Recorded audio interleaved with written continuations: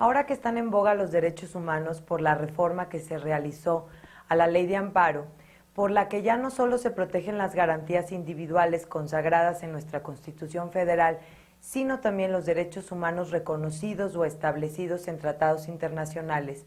se genera una nueva inercia que irá siendo definida por nuestros tribunales, en cómo las autoridades deben conservar y respetar tales derechos y, sobre todo, en la forma que deberán o no incurrir en omisiones que las vulneren.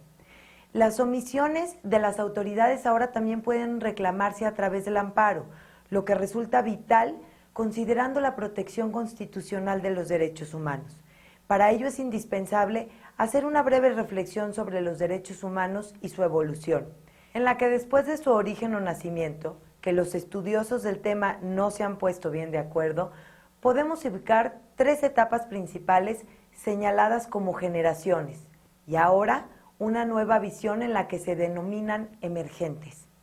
La división de los derechos humanos en tres generaciones fue concebida en el año 1979 y cada una se asocia a uno de los grandes valores proclamados en la Revolución Francesa, que son libertad, igualdad y fraternidad. Los derechos humanos de primera generación son los llamados derechos civiles o políticos, vinculados con el principio de libertad, que se conciben como defensa o negativa y que exigen a los poderes públicos su inhibición y no injerencia en la esfera privada. Los derechos humanos de segunda generación son los que se denominan derechos económicos, sociales y culturales,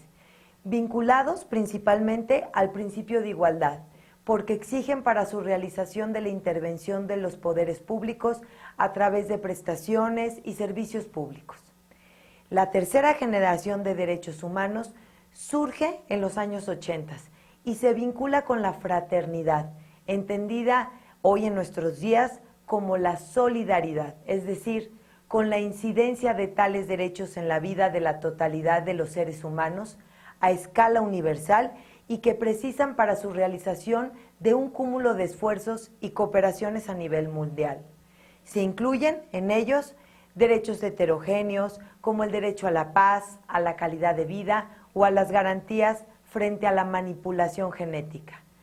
Algunos tratadistas ubican a estas garantías contra la manipulación genética como un derecho de cuarta generación, pero no ha tenido mucho eco en ese sentido. Finalmente, y como un resultado de un proceso de diálogo de diversos componentes de la sociedad civil, organizado por el Instituto de Derechos Humanos de Cataluña en el Foro Universal de las Culturas en Barcelona en el año 2004, surge la denominada Declaración de los Derechos Humanos Emergentes. ¿Qué es esto? Los derechos humanos emergentes suponen una nueva concepción de la participación de la sociedad civil frente a los retos sociales, políticos y tecnológicos que plantea ahora la globalización. Esta nueva concepción tiene como misión actualizar los derechos humanos, pero desde la perspectiva de la ciudadanía participativa. La Declaración Universal de Derechos Humanos Emergentes fue aprobada el 2 de noviembre del año 2007 en el marco del Fórum de Monterrey, Nuevo León. Y el hecho de que hubiera sido aprobada tal declaración en nuestro país nos compromete ante las instancias internacionales y las propias a ser ejemplo de la participación ciudadana puede crear y puede lograr.